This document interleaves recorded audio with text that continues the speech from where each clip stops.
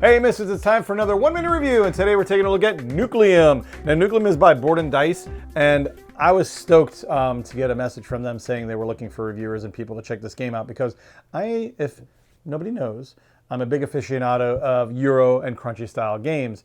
Economic games, a lot of complex actions that lead to just multitude of points. All that kind of stuff I'm in for. I like crunchy engines. I'm a thinker with those kind of games, especially where math is involved. I'm a math guy, go figure. So Nucleum is one of those kind of games. It is a crunchy Euro. And basically the general gist of it is that, and it's set kind of it is set in kind of a European Union. So keep that in mind. Of course, it has a lot of awesome Euro cities, names we might not be able to pronounce. So forgive me if I don't pronounce them correctly. But the general gist is you're building connections between cities where your buildings are at to power them up and get points. Now, it's a point-based game. You're going to win for the most points. So you're doing lots of things to get points. The main core of the game is you have these tiles.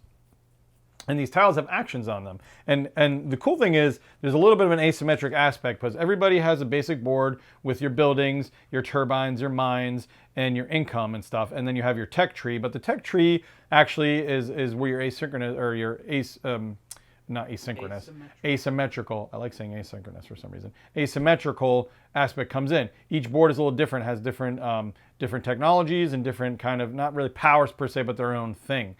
So that adds that aspect, and these can be changed around any way you want. So somebody else could be playing a different board each game. So what you're doing is you get these tiles based on your tech tree, and the tiles all have these actions on them. So during your turn, you're going to take these tiles and either put them in your action board up here and take one or both of the actions. You have to at least do one or both the actions. Most of the actions revolve this board. You're either going to be either buying more tiles because you're going to need more tiles eventually, completing contracts, which you will get, which will basically unlock or complete tech trees, so your technology board will get better, or building buildings from your board to the actual board itself.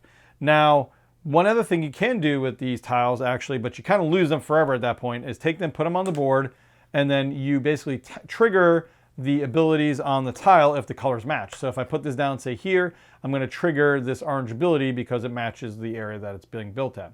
Now, mind you, other people will also go through the game and build tiles on here, and if the color matches, you both get to trigger the abilities. So you're kind of building stuff together a little bit. After you trigger the abilities, you flip it over, it makes a railway. And that's important. Problem is you lose the tile at that point, so you're going to have to be getting more tiles in. But that's important because you're going to want to connect these different city areas. Why? Because you're going to be building these buildings, putting them on the city areas, and you're going to want to power them up. That's where you get a lot of points and upgrades and things like that as you go along, which is very important to this game. So you're going to be putting your buildings down, building outward.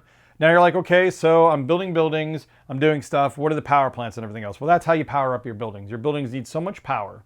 And there's two ways to get power in this game, basically. You have coal and you have uranium, which you'll get from your mines. Now, you have these power plants, and they're going to be sitting on the board here that will use coal to power up the areas that they're connected to. Now, that's where the connection part comes in. You have to have a connected power plant to your city. So say I build a building here, it's already connected to the power plant or the coal mines. Basically, there's two areas that produce coal, but you got to connect it to a power plant. So at some point, you're going to build a railway here that connects your power plants to your city, to the coal mines. So basically, once I have that connected, at some point you're going to use an energize action. You're going to be transporting coal, paying a certain amount to try to get enough energy to power your buildings. Like this building, for example, needs 2 power. Once you power them, you activate them, you trigger their whatever they give you, and you flip them over. It's going to be worth endgame points. That's a very important aspect of the game. However, you're also going to be mining uranium. That's a little trickier because you're going to need to transport the uranium. So say you have uranium here, you have uranium mines. Whenever you build a mine, you get some uranium, you put it in the mine. You could say, okay, well, uranium's worth more electricity, it's worth more power. However, to get it working is a little bit different because you not only have to have the power plant activated with the aforementioned nucleum. It has to have the nucleum in it to even use the uranium. You have to have a connected circuit here via the railway. And then you have to have turbines as well to allow it to be used. So you're basically then able to transfer uranium, which is worth a little bit more energy. It's worth double. It's like 2 per uranium to basically power up your cities a little bit quicker. And that's a large part of what you're going to be doing during the game. Once you, like, the hardest part is learning how to set up and the iconography. But once you get going, it starts flowing really fast. There's no rounds per se. Everybody just keeps going and going and going. It's turn, turn, turn, turn, turn. And everybody does their thing. And a large part is you'll find overlap because you'll be building in your same areas. Like you and Tom, Misfit Tom here, and the other Tom was basically, Misfit Toms, were kind of building in your own area. But as long as somebody completes a circuit, you both power up the city, you share that circuit. It's not like exclusively yours. So you kind of have an overlap because you're triggering each other's stuff. You're almost kind of helping each other, which is kind of a detriment maybe to you winning the game a little, but you can't really avoid it. There's only so much space to build on. And that's where the interesting aspect of it, again, comes in because you're not able to avoid that. Like you sometimes have to build in areas where there's other people. So you're kind of helping them as you're helping yourself. And as you go, of course, you build up your income and your different things. And you use your meeples, of course, to spend on certain things. Either when you build your tracks, you have to put a meeple on because, obviously you need people to build your railroads. But you can spend them in other ways too.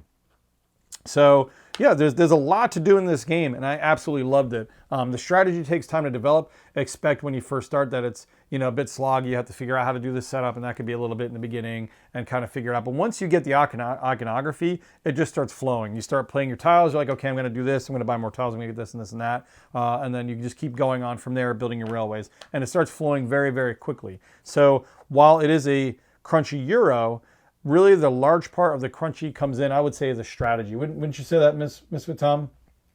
Yeah, it's got a lot going on, but it's easy to get into the flow. Right.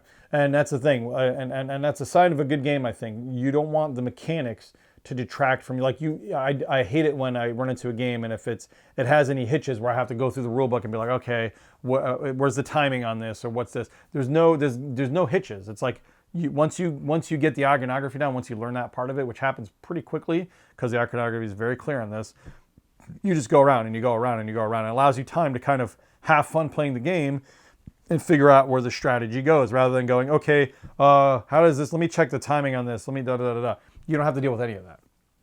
An awesome game. I absolutely enjoyed it. I'm going to be playing more of it so I can kind of develop some more strategies and figure it out. But once it starts flowing, this game really, really flows.